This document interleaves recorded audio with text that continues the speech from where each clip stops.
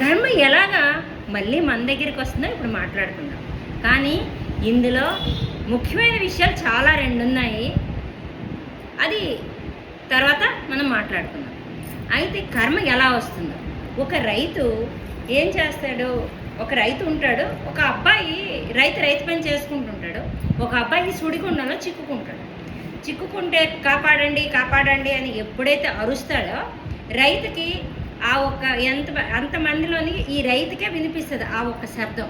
వినిపించిన వెంటనే ఏం చేస్తాడు, రైతు తన దగ్గర ఉన్న పరికణి ఏదైతే ఉందో దాంతోపాటు పరిగెడతాడు.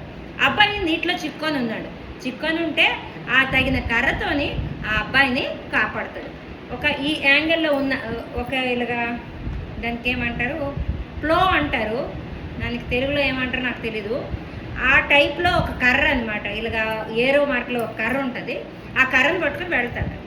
ఆ కర్ర సూది వైపు అటువైపు ఉంచి కర్ర వైపు ఇటు లాగి అబ్బాయి రెండు ఈ యాంగిల్లో, ఈ ఏరో యాంగిల్లో ఉన్న ఆ ఏరో యాంగిల్లో ఉన్నదానికి పట్టుకొని ఎలాగోకలా కాపాడతాడు. కాపాడిన తర్వాత అబ్బాయి వాళ్ళ ఇంటికి వెళ్తాడు, ఇంటికి వచ్చిస్తాడు. మరుసటి తెల్లవారి ఏమవుతుంది, రైతు ఇంటి ముందు ఒక ఖరీదైన వాహనం నిలబడుతుంది.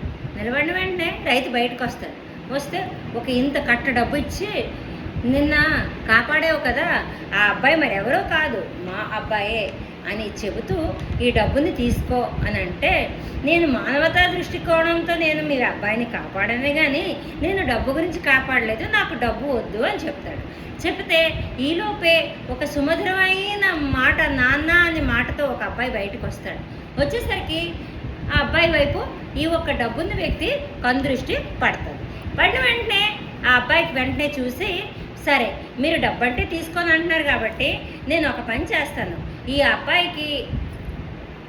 అబ్బాయి అతి ఉన్నతమైన శిఖరాలకు చేరినట్టుగా మంచి చదువు చదివించి వాడు లాలన పాలన ప్రతి ఒక్క దానికి ఆయన ప్రతి ఒక్క పైసా కూడా నేనే ఇస్తాను అంటే ఆ ఒక్క దానికి మాత్రం తండ్రి ఒప్పుకుంటే ఆ ఒక్క అబ్బాయి పెరిగి పెద్దయి మన అతి ముఖ్యమైన ఔషధం పెన్సిలిన్ ఏదైతే ఉందో ఆ ఒక్క పెన్సిలిన్కి కనుగొన్న అలెగ్జాండర్ ఫ్లెమింగ్ అవుతారు అతను. చూసారా? అయితే కథ ఇక్కడితో అయిపోయింది అనుకుంటున్నారంటే ఇక్కడితో అవ్వలేదు. అయితే దాని తర్వాత ఏమైంది, కథ మరో మలుపు. అప్పుడు అలెగ్జాండర్ ఫ్లెమింగ్ ఫేమస్ అయ్యారు. దాని తర్వాత ఏమైంది, పెన్సిలిన్ కనుగొన్నారు. ఏ డబ్బున్న వ్యక్తి అయితే తనకి డబ్బులు ఇచ్చారో ఆ ఒక్క వ్యక్తి తాలూకు అబ్బాయికి నిమోనియా వచ్చింది. ఇప్పుడంటే మామూలుగానే, అప్పుడు నిమోనియా అంటే చాలా ప్రాబ్లమేటిక్. చావుల్లో ఉంటే ఈ ఒక్క ఎవరు అలెగ్జాండర్ ఫ్లెమింగ్ ఇచ్చిన పెన్సిలిన్ తనకిచ్చే ఆ అబ్బాయిని కాపాడారు. ఆ అబ్బాయిని అలెగ్జాండర్ ఫ్లెమింగే ఆ ఒక్క అబ్బాయిని ఎవరైతే ఇతనికి చదివించారో వాళ్ళ అబ్బాయిని కాపాడాడు. ఆ ఒక్క వ్యక్తి ఎవరు సాధారణమైతే అని వ్యక్తి కూడా కాదండి, అతను 2 సార్లు ఇంగ్లాండ్కి ప్రైమ్ మినిస్టర్ అయిన వెస్టన్ చర్చిల్ అన్నమాట. చూసారా? అయితే ఇందులో ఉన్న నీతి ఏంటంటే కర్మ ఎక్కడికి వెళ్ళదు, తిరిగి మన దగ్గరికే వస్తుంది.